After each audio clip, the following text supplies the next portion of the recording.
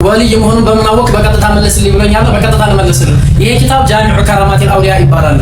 ስለ ወልያቶች ስለ አውሊያዎች ማለት ነው፣ ስለ ነፍስ ታሪክ በደንብ የሚያብራራ ኪታብ ነው፣ ኢንዲቴል ማለት ነው። ከዚህ ተነስቼ አወኩኝ። ሁለተኛ ደግሞ ይሄንን ከጨረስን በኋላ ደግሞ ሂልየቱል አውሊያ ወጠበቃቱል አስፊያ ይባላል። ይሄ ኪታብ ደግሞ አህሉ ሱና ወል ጀማዓዎች የኢማን መሰረት ተብሎ ከሚቆጠረው ውስጥ በወልዮች ከራማ ማመን ነው። ነገር ግን በመጀመሪያ ደረጃ ወልዮች እነማን ናቸው? ወልይ ማለት ወዳጅ ነው። ወዳጅነታቸው ለማን ነው? ለአላህ ሱብሓነሁ ወተዓላ ነው።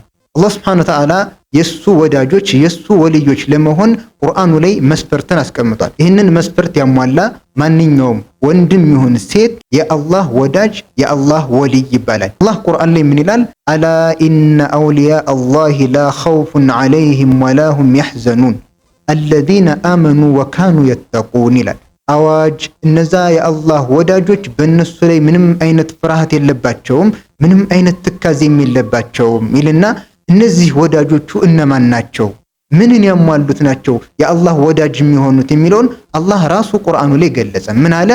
አለዚነ አመኑ፣ እነዛ በሱ ያመኑ ናቸው፣ ወካኑ የተቁን፣ እሱንም የሚፈሩት ተቅዋ ያላቸው ናቸው አለ።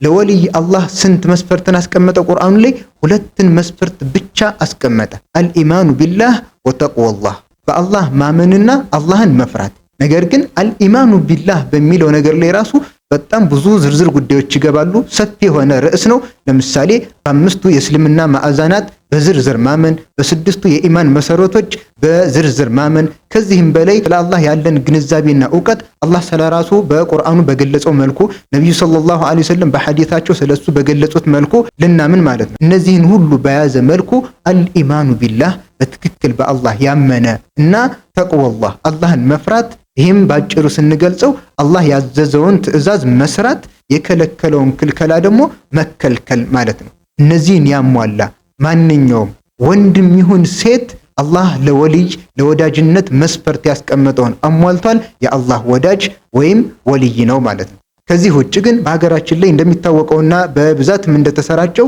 ወልይ የሚባለው የአላህ ወዳጅ የሚባለው አካል አሁን ካስቀመጥነው ቅርጽ ሌላን ቅርጽ በያዘ መልኩ ሰዎች የተሳሳተ ግንዛቤን ሲይዙበት ተመልክተናል። የአላህ ወዳጆች አላህ ካዘዘበት ቦታ ላይ አታጣቸው። የአላህን ወዳጆች አላህ የከለከለበትን ቦታ ሲሰሩ አይደለም ወደዛ ሲቀርቡ ራሱ አታገኛቸውም። ነገር ግን ዛሬ ወልይ እየተባለ ያለው ማን ነው? ጁምዓና ጀማዓን የማይሰግድ እኔ አርሽ ላይ ሰግጄ መጥቻለሁ የሚል መካ ሰግጄ መጥቻለሁ የሚል በእንደዚህ አይነት ማታለያዎች በእንደዚህ አይነት ኩራፋቶች ሰዎችን እያታለለ አላህ በሱ ላይ ግዴታ ካደረገበት ነገር እየራቀ እንዲያውም ደግሞ አላህ ክልክል ያደረገውን ነገርም የሚዳፈር ብዙ ነገሮችን ብትመለከቱ ሰዎች በወልይ ላይ ያላቸው ግንዛቤ ቁርአንና ሐዲስ ካስተማረው ግንዛቤ ጭራሽ የራቀ በኹራፋቶች የተሞላ ነገር። በተለይም ደግሞ ቂሷ ተብሎ የወልዮች ታሪክ ተብሎ የሚነገሩ አብዛኞቹ ሸሪዓ ጋር የሚጋጩ የአላህን ክልከላዎች የሚዳፈሩ አካላቶች ናቸው ወልይ እየተባሉ የሚቀርበው ማለት ነው። ከዛም ይሄ እኮ ክልክል ነው፣ ይሄ እኮ ሐራም፣ እንዴት ሰሩት፣ እንዴት አደረጉት እንዳይባል በወልዮች ጉዳይ አይገባም የሚባል ቃዒዳ አላቸው።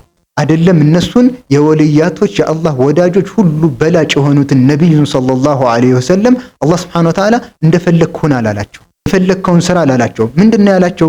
ፈስተቂም ከማ ኡሚር፣ እንደታዘዝከው ቀጥ በል፣ በታዘዝከው ትዕዛዝ ላይ ቀጥ በል።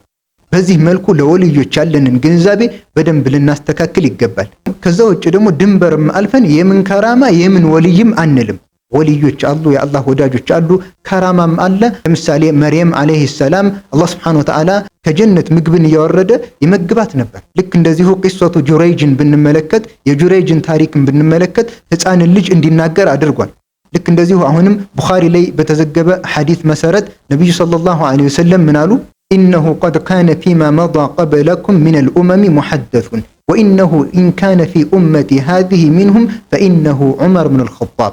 ከናንተ በፊት ባሉ ህዝቦች ላይ አላህ የሆነን ነገር የሚያሳውቃቸው አካላቶች አሉ። እኔ ኡመት ላይ ይህ ነገር ቢከሰት ዑመር ኢብኑ አልኸጣብ ነው አሉ ነብዩ ሰለላሁ ዐለይሂ ወሰለም። ነገር ግን ይህ ትልቅ የአላህ ወዳጅ ይህ ትልቅ የአላህ ወልይ ባህሪውን ሲገልጹት ምንድን ነበር የሚሉት? ካነ ዑመር ኢብኑ አልኸጣብ ወቃፈን ዐንደ አያቲላህ። አላህ እንዲህ አለ ከተባለ ዑመር ኢብኑ አልኸጣብ ያቆም ነበር ያንን ስራ። ልክ እንደዚህ ናቸው የአላህ ወዳጆች፣ የአላህ ወልዮች። እዚህ ኪታብ ላይ የወልዮች ከራማ ተብሎ የተጠቀሱ ነገራቶችን በምንመለከትበት ጊዜ አብዛኞቹ ሸሪዓ ጋር የሚጋጩ ነገራቶች ናቸው። አይደለም ያ የተጠቀሰው ከራማ ተብሎ ሊጠቀስ ይቀርና ይህንን የሰራው አካል ሙስሊም ነው ወይስ ካፊር ነው ብለን እንድንጠራጠር ራሱ የሚያደርጉ ነገራቶች ናቸው የተጻፉበት። የወልዮች ከራማ ሳይሆን አውሊያኡ ሸይጣን የሚሰሯቸው ስራዎች የተሰበሰቡበት ኪታብ ነው። ይሄ ኪታብ ጃሚዑ ከራማቲል አውሊያ ይባላል። ስለ ወልያቶች ስለ አውሊያዎች ማለት ነው። ስለ ነፍስ ታሪክ በደንብ የሚያብራራ ኪታብ ነው። ይህ የመጀመሪያው ያስተዋወቀው ኪታብ ጃሚዑ ከራማቲል አውሊያ የሚለው የዩሱፍ አነብሃኒ አሱፊ የሳቸው ኪታብ ነው። በዚህ ኪታብ ላይ በጣም ብዙ ኹራፋቶች የተጠቀሱበት ኪታብ ነው። እንኳን የወልይ ከራማ ተብሎ ሊጠቀስ ይቅርና ቅድም እንዳልኳችሁ ይህንን የሰራው ሙስሊም ነው ካፊር ነው የሚያስብል ከሸሪዓ ጋር ቀጥታ የሚጋጩ ነገራቶችን እንመለከታለን። አሁንም በዚህ ጉዳይ ላይ ልንጠነቀቀው የሚገባው ኪታብ ሁለተኛ ያስተዋወቀው ነው። ይሄንን ከጨረስን በኋላ ደግሞ ሂልየቱል አውሊያ ወጠበቃቱል አስፊያ ይባላል። ይሄን ኪታብ ደግሞ ይሄኛው ኪታብም አሁን እንዳልኳችሁ ስለ ወልያቶች በደንብ የሚያወራ ሂልየቱል አውሊያ ወጠበቃቱል አስፊያ። ይህ ኪታብ ደግሞ የአቡ ኑዓይም አልአስፈሃኒ የሳቸው ኪታብ ነው። ይህ ኪታብ ላይ ትክክለኛ የሆኑ ዘገባዎች አሉ። ነገር ግን አሁንም ضعيف የሆኑ ትክክለኛ ያልሆኑ የወልዮች ከራማ እየተባሉ የተጠቀሱ ጉዳዮች አሉ። እነሱንም ልንጠነቀቃቸው ይገባል።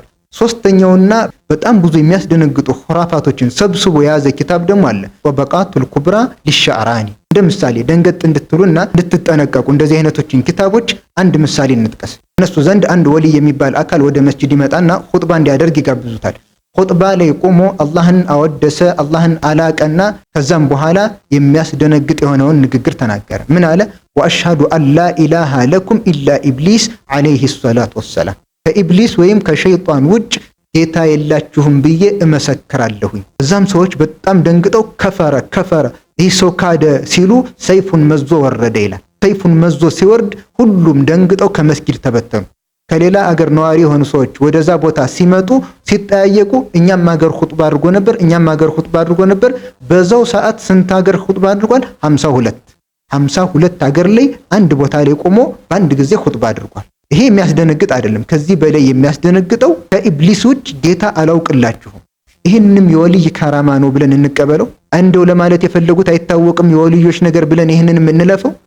ሱብሃነላሂል ዐዚም። እነዚህ እውነት እንዳሉት ይህንን ነገር እየተናገሩ ከሆነ አውሊያኡ ረህማን ሳይሆኑ አውሊያኡ ሸይጣኖች ናቸው። እንደዚህ አይነቱ ነው እንግዲህ የወልይ ከራማ እየተባለ ተሰብስቦልን ያለው። ለማንኛውም የአላህ ወዳጆች አይደለም እንደዚህ አይነትን የኩፍር ቃል አይደለም እንደዚህ አይነትን የብልግና ነገሮችን ሊናገሩና ሊሰሩ ይቅርና አላህ ከከለከለው ክልከላ እጅግ የራቁና ካዘዘው ትእዛዝ ደግሞ ቀዳሚዎች ሆነው ነው የምናገኛቸው።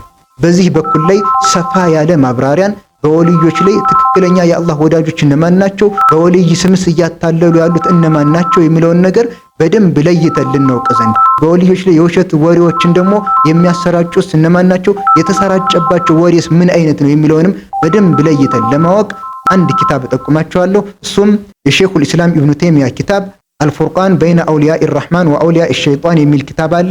ቁርአንና ሐዲት ላይ መሰረት ባደረገ መልኩ የአላህ ወዳጆች እነማን ናቸው፣ በወልዮች ስም የወልዮች ከራማ እየተባለ የተዋሸባቸውን ነገራቶች ይጠቅስልናል። አላህ ሱብሓነሁ ወተዓላ ከሱ ትክክለኛ ወዳጆች ውስጥ አላህ ያድርገን። ወሰላሙ አለይኩም ወራህመቱላሂ ወበረካቱ።